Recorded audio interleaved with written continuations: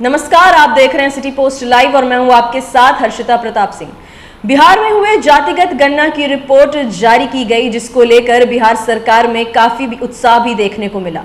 वहीं दूसरी तरफ इस रिपोर्ट को लेकर कांग्रेस दो भाग में बंटती हुई नजर आ रही है।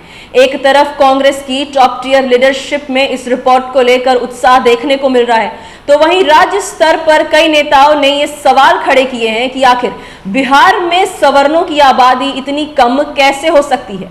साथ ही बिना किसी का नाम लिए सवर्णों के पलायन के लिए लालू सरकार को साफ तौर पर जिम्मेदार भी ठहरा रहे हैं। इस मामले में और क्या कुछ हो रहा है, यह हम आपको बताते हैं इस रिपोर्ट में।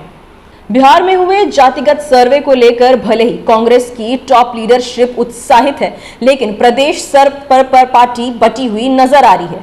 पूर्व अध्यक्ष अनिल शर्मा ने सवर्णों आबादी घटने पर सवाल उठाए, तो एक अन्य नेता किशोर कुमार झा ने पलायन के लिए लालू राज को अप्रत्यक्ष तौर पर जिम्मेदार ठहराया।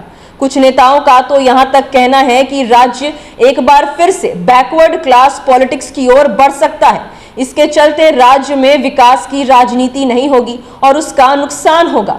अनिल शर्मा ने तो एक के बाद एक कई ट्वीट कर रिपोर्ट पर ही सवाल उठाया और कहा कि आखिर सवर्ण इतने कम कैसे हो गए।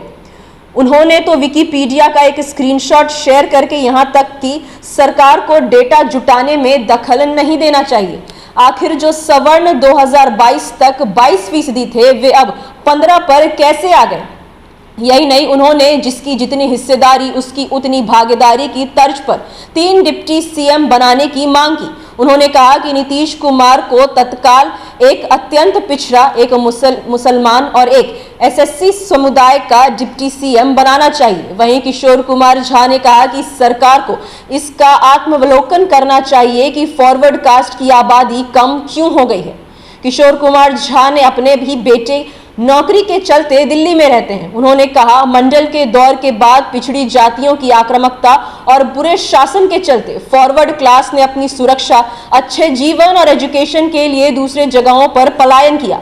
हालांकि अब भी उनकी जड़ें गांवों में हैं और वे मौके मौके पर आते भी हैं, लेकिन ऐसे बहुत से लोगों की गिनती हुई ही नहीं है। एक अन्य कांग्रेस नेता ने नाम उजागर न करने की शर्त पर कहा कि सत्ताधारी पार्टी ने नरेंद्र मोदी सरकार से मुकाबले के लिए ये एजेंडा खड़ा कर दिया है, लेकिन इसके विपरीत परिणाम भी हो सकते हैं।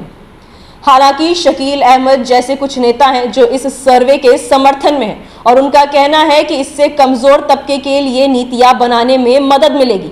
राज्य की अपर कास्ट में ही गिने गए शकील अहमद खान ने कहा, यह सर्वे बताता है कि किस जाति के कितने लोग हैं और उनकी आर्थिक स्थिति कैसी है। यह एकमात्र प्रमाणिक डेटा है जिसके जरिए लोगों की मदद की जाएगी।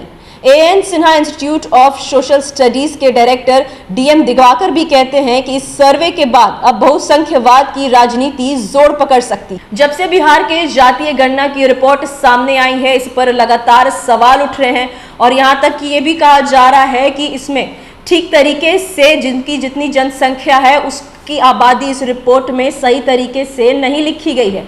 इसी बीच अब इस पूरे मामले पर कांग्रेस दो भाग में बंटी हुई नजर आ रही है। भले ही जो टॉप टियर के नेता हैं उनमें उत्साह देखने को मिल रहा है, लेकिन राज्य स्तर के नेता लगातार सवाल खड़े कर रहे हैं और ये पूछ रहे हैं कि बिहार में सवर्णों की आबादी इतनी कम कैसे हो गई। बिहार में हुई जातिगत गणना की रिपोर्ट जब से जारी की गई है, तब से इस पे लगातार सवाल खड़े किए जा रहे हैं। यहाँ तक कि ये भी कहा जा रहा है कि ठीक तरीके से इस रिपोर्ट में वो नंबर्स नहीं दिए गए हैं जिसकी जितनी जनसंख्या है, और ये भी कहा जा रहा है कि ये रिपोर्ट फर्जी भी हो सकती है। साथ ही दूसरी तरफ ये देखा जा सकता है कि कांग्रेस इस पूरे रिपोर्ट को लेकर दो भाग में बंटती हुई नजर आ रही है। भले ही जो टॉप टियर के नेता है उनमें उत्साह देखने को मिल रहा है, लेकिन राज्य स्तर पर कांग्रेस के नेता लगातार ये सवाल खड़े कर रहे हैं कि बिहार में सवर्णों की आबादी इतनी कम कैसे हो गई। जो पहले 22% था वो घटकर 18% कैसे हो गया। साथ ही बिहार से सवर्णों के पलायन के लिए बिना नाम लिए लालू सरकार को भी जिम्मेदार ठहराया गया है। क्या कुछ हो रहा है इस पूरे मामले में, हमने आपको बताया इस रिपोर्ट में। फिलहाल इस खबर में इतना ही। आप आगे की खबरों के लिए देखते रहिए सिटी पोस्ट लाइव।